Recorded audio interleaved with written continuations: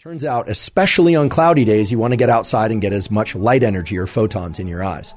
But let's say it's a very clear day and I can see where the sun is. I do not need to stare directly into the sun.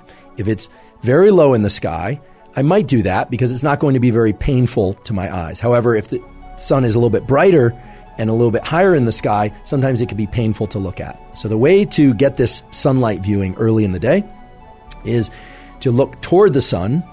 If it's too bright to look at directly, well, then don't do that. You just look toward it, but not directly at it. It's absolutely fine to blink. In fact, I encourage you to blink whenever you feel the impulse to blink. Never look at any light, sunlight or otherwise, that's so bright that it's painful to look at because you can damage your eyes. But for this morning sunlight viewing, it's best to not wear sunglasses. That's right, to not wear sunglasses, at least for this morning sunlight viewing.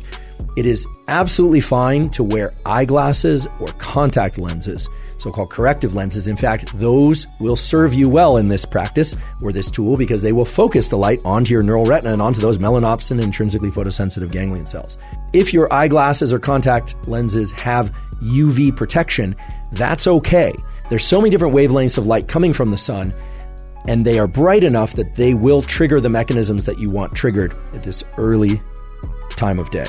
So try and get outside, ideally within the first 5 minutes of waking, or maybe it's 15 minutes, but certainly within the first hour after waking. I want to share with you 3 critical things about this tool of morning sunlight viewing. First of all, this is not some woo biology thing.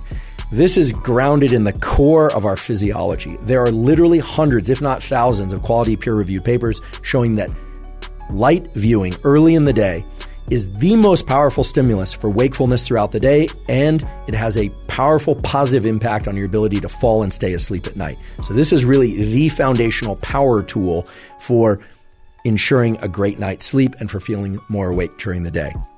Second of all, if you wake up before the sun is out, you can and probably should flip on artificial lights in your internal home environment or apartment or wherever you happen to live if your goal is to be awake. Right? If you wake up at 4 a.m. and you need to be awake, well then turn on artificial lights. Once the sun is out, however, once the sun has risen, then you still want to get outside and view sunlight. Some of you will wake up before the sun comes out, and if you're asking whether or not turning on artificial lights can replace sunlight at those hours, unfortunately, the answer is no.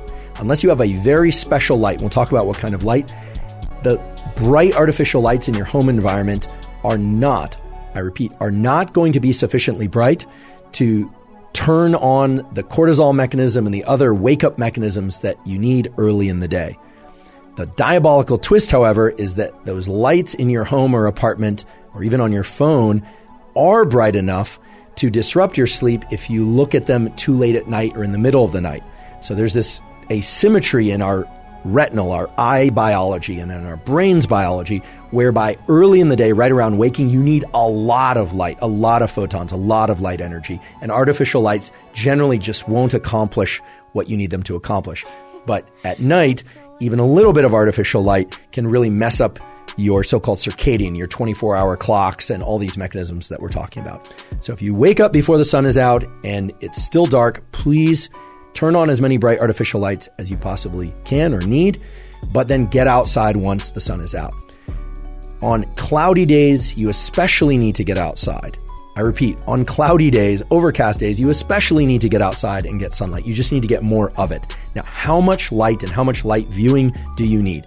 This is going to vary depending on person and place, I mean, literally where you live on Earth, whether or not there's a lot of tree cover, whether or not you're somebody who has sensitive eyes or less sensitive eyes. It's really impossible for me to give an absolute prescriptive, but we can give some general guidelines. In general, on a clear day, meaning no cloud cover or minimal cloud cover, you want to get this sunlight exposure to your eyes for about 5 minutes or so. Could be 3 minutes one day, could be 7 minutes the next day, about 5 minutes. On a day where there's cloud cover, so the sun is just peeking through the clouds or it's more dense cloud cover, you want to get about 10 minutes of sunlight exposure to your eyes early in the day. And on days that are really densely overcast or maybe even are rainy, you're going to want to get as much as 20 or 30 minutes of sunlight exposure.